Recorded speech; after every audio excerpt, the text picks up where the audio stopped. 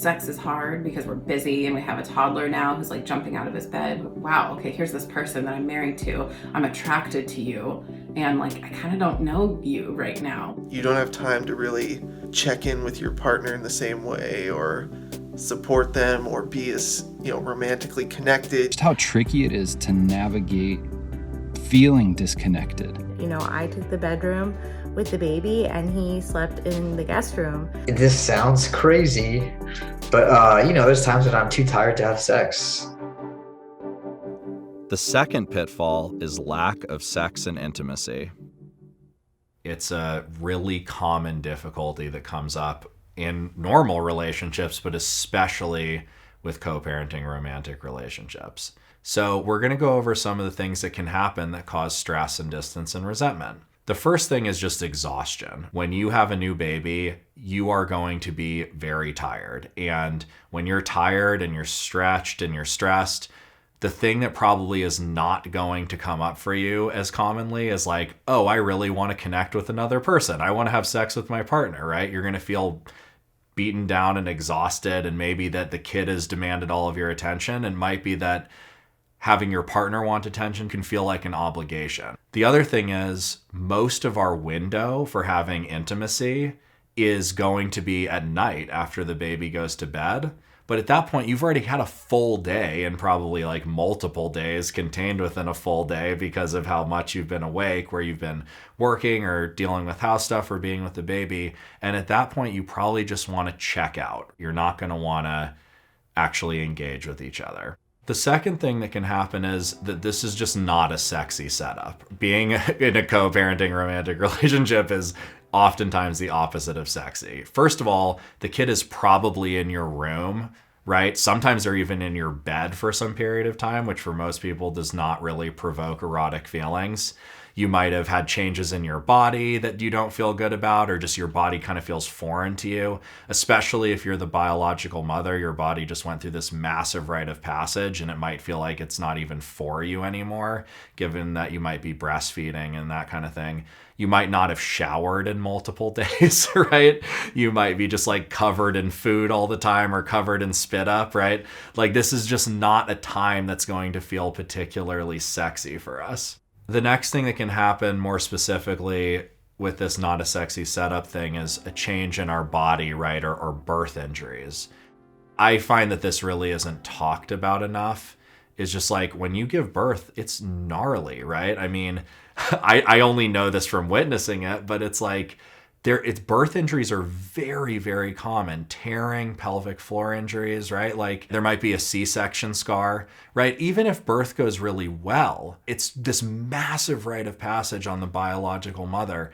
And, I've seen this with my wife and other women that I'm close with. Like, you just feel differently in your body. Your body's changed in terms of how it feels to be touched, how you relate to it, right? And honestly, it can hurt to have sex, right? So this is going to make it so intimacy is not going to be desirable in any way for at least one partner.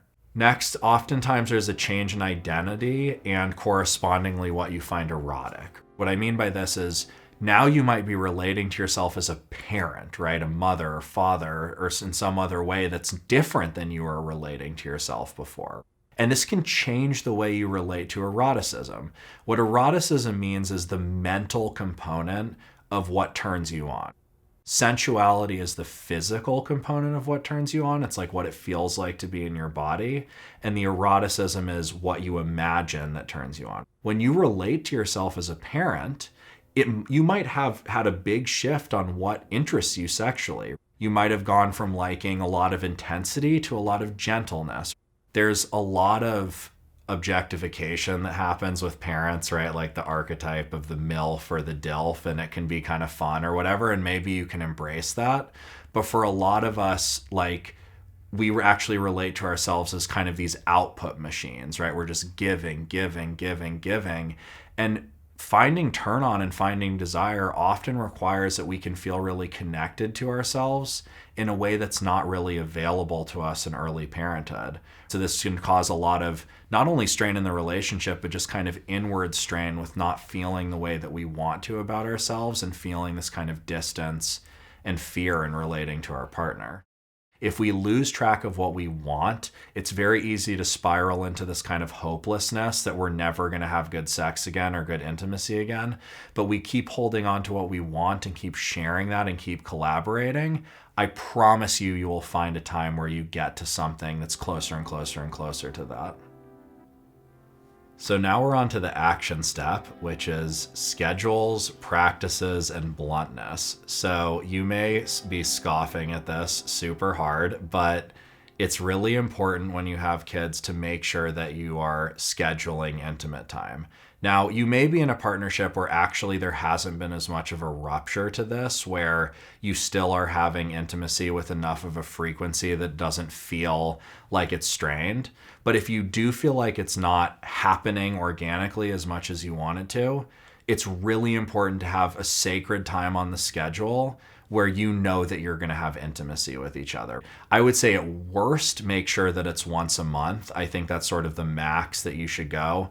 I think it'd be better to try and do it every couple weeks or every week and make sure that you're just having some time that's dedicated to each other. At the very least, this should be, setting aside kind of conscious time after the baby goes to bed, right? Where you can like make dinner together, have some kind of concentrated thing. If you can, I highly recommend getting away from the house and having a date night where there's just some separation and you remember what it's like to be a couple and not just parents. Now, you also might be scoffing at like, well, this isn't going to feel exciting or good if we're like scheduling it. But I invite you to this paradigm of like, we're adults now and we don't have time to sort of like lock eyes across the frat party and like find a bathroom, right? Like we're going to need to make sure this happens, right? That is the priority. And what I found is that like, once you choose that time, there's a doorway where you can just be like, okay, here we are. And kind of now that you're there, get back to a little bit of the magic and the organicness of just like flowing with what feels good. So once the schedule happens, there you are and you can be present with each other. The next thing in terms of action is to, if you haven't done this already, start to add in a little bluntness in what you want. When we're young, there's a lot of margin for error, or maybe even the beginning of our relationship, there's a lot of margin for error in terms of what we want from each other and, how our sort of intimate relationship works, right?